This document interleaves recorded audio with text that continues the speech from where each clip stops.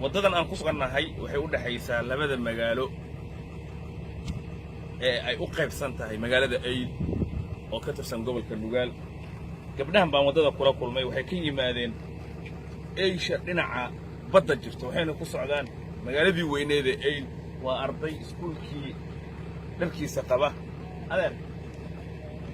hadda ka soo baxdeen miya dhanka kale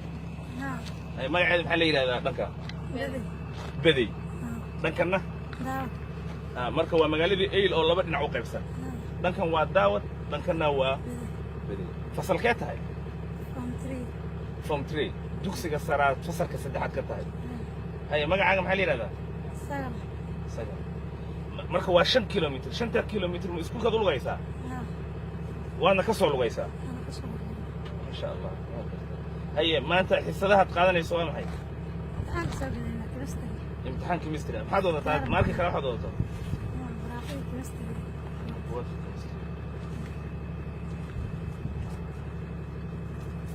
weekly exam chemistry form 4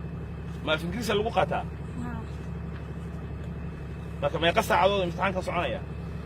hada dhacayna 3 saac iyo 10 3 saac iyo 10 hay ma ka gaardaa marka arday ku jirta oo telefoon kula hadashay may waqtiga la soconayaan imtixaanka garan ma dawladda la iskuulka waa private gooni ah shakhsi baa ma shakhsi ma yaa la iskuul dawladeed adna fasalkee taadeer form 1 fasalka koowaad ee dugsiga sare haye imtixaankeed sameynaysaa maan physics haye ma arki kartaa buuqa wada ma kara fartan adiga qoray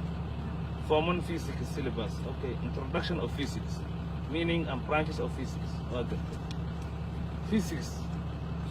waa maada adag soo maahan lacag baa kugu jira waa baska ku raacay صح البا اسكولك اقول له ويسع ما يقصر اسكولك اقول له وين يسي النفس الكيت ولا فهم 1 aad ba idinku hambalyeynaya inaad 5 kilomitir iskuulka u lugeysaan waxa la barto mustaqbal wanaagsan ay idin rajaynaya aad ba maasan